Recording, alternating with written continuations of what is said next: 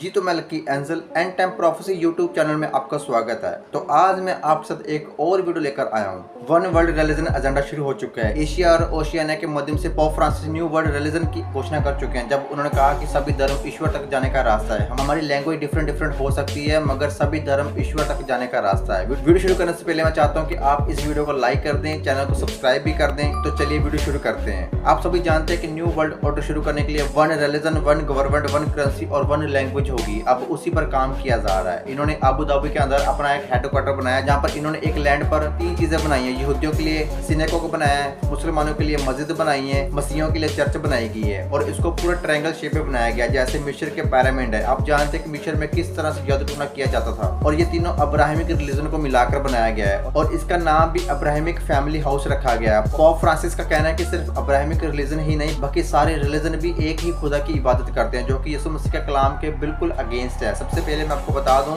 ये pope Francis totally anti Christ की आत्मा से पोजेस्ड हो चुका है। पोप फ्रांसिस फ्री मैसन की जमात का है। खुदा के कलाम में लिखा कि बहुत आएंगे जो लोगों को भरमा देंगे, उनमें से पोप फ्रांसिस एक है। मगर ये एंटी क्राइस्ट जो 7 साल तक राज्य करेगा, ये वो नहीं है, उसने अभी आना है और ये सब उसके प्यादे हैं। जो कोई भी यीशु मसीह के कलाम के खिलाफ जाता है वो एंटी क्राइस्ट की आत्मा से पोजेस्ड है। आप जरा सुने पोप फ्रांसिस ने सिंगापुर में क्या कहा था। Dio è Dio per tutti. But God is God for all.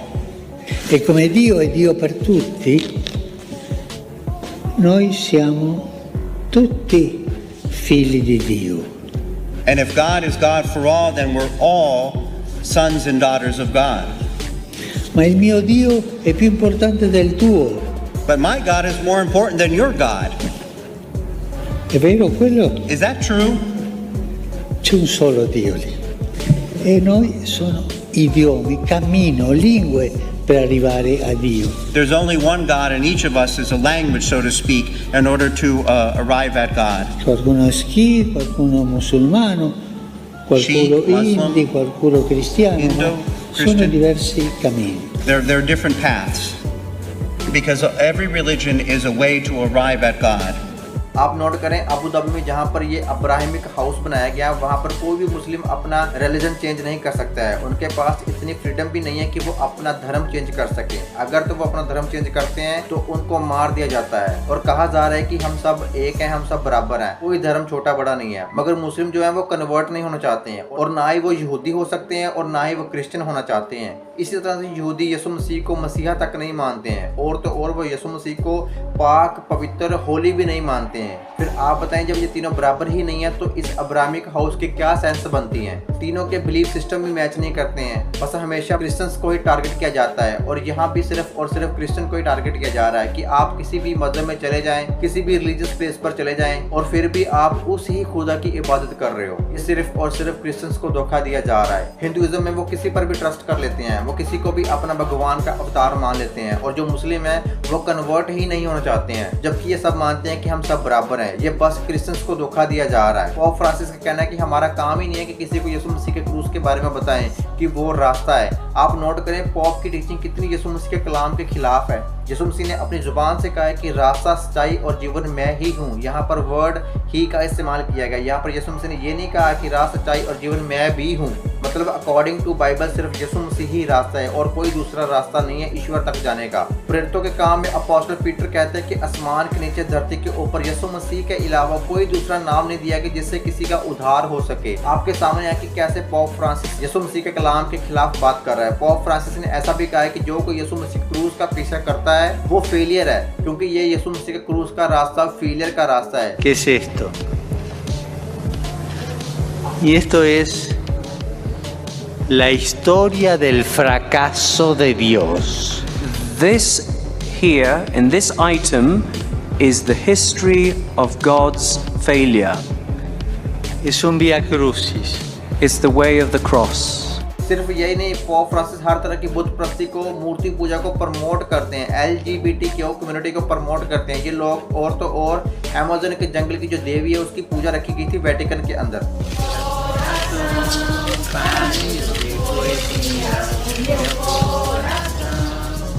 Pope Francis joined Amazonian church workers and indigenous people on October 4th to plant a tree in the Vatican gardens. The event marked the feast of St. Francis of Assisi. He also consecrated the Synod for the Amazon to St. Francis. The Synod will be held at the Vatican from October 6th through October 27th.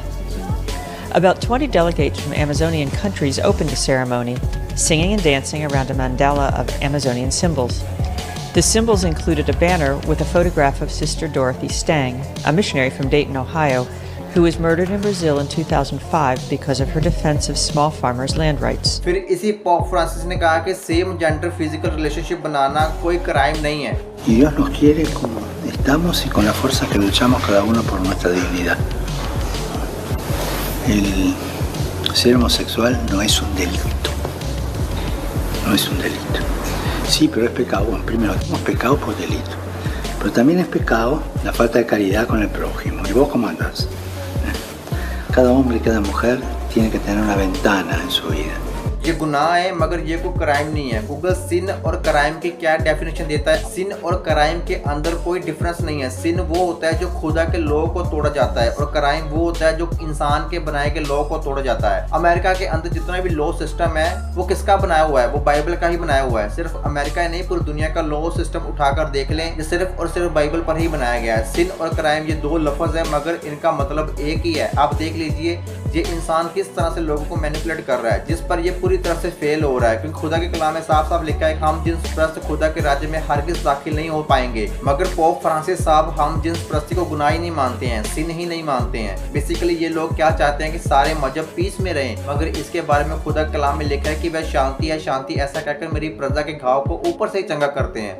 परंतु कुछ भी शांति नहीं है. बिल्कुल शांति हो ही नहीं सकती. बिना यीशु मसीह की शांति कैसे हो सकती है? यीशु मसीह ही शांति का राजकुमार है. असल में इनका मेन मकसद शांति नहीं है, पीस नहीं है, बल्कि एंटी क्राइस्ट को लेकर आना है. न्यू वर्ल्ड ऑर्डर की तैयारी की जा रही है और टारगेट सिर्फ और सिर्फ मसीहों को किया जा रहा है, क्रिश्चियनों को किया जा रहा है. क्योंकि बाकी सबका अपना पक्का स्टैंड है कि वो कभी किसी दूसरे मजहब में जाने वाले नहीं है. ना तो यहूदी मुस्लिम होने वाले हैं, ना मुस्लिम यहूदी होने वाले हैं, और ना ही वह क्रिश्चियन हो सकते हैं. तो कोई भी धर्म मेरे हिसाब से बराबर नहीं है. और कोई भी इस पोप फ्रांसिस की बातों को सुनकर इसे देखकर धोखा ना खाए कि ये क्रिश्चियंस का सबसे बड़ा लीडर है तो उसको हमसे कुछ ज्यादा पता होगा. तो ऐसा बिल्कुल नहीं है. मैं आपको एडवाइस करना चाहता हूँ कि आप खुदा के कलाम को खुद पढ़ें. उसमें से खुदा आपके साथ खुद पर्सनली बात करेगा. अगर आप यीशु मसीह के बारे में नहीं जानते हैं तो आपके पास गोल्डन टाइम है कि आप यीशु मसीह के बारे में जान लें. वो आपकी अंदरूनी आंखों को खोलेगा. फिर आप हर चीज को देख पाओगे जो अभी आप नहीं देख पा रहे हो. तो चलिए मिलते हैं अगली वीडियो में. वीडियो को ज्यादा से ज्यादा शेयर करें, लाइक करें, कमेंट करके बताएं आपको ये वीडियो कैसी लगी है. और इस तरह की और वीडियो देखने के लिए मेरे चैनल को सब्सक्राइब कर लें. इस चैनल को आपकी सपोर्ट की बहुत ज़्यादा ज़रूरत है.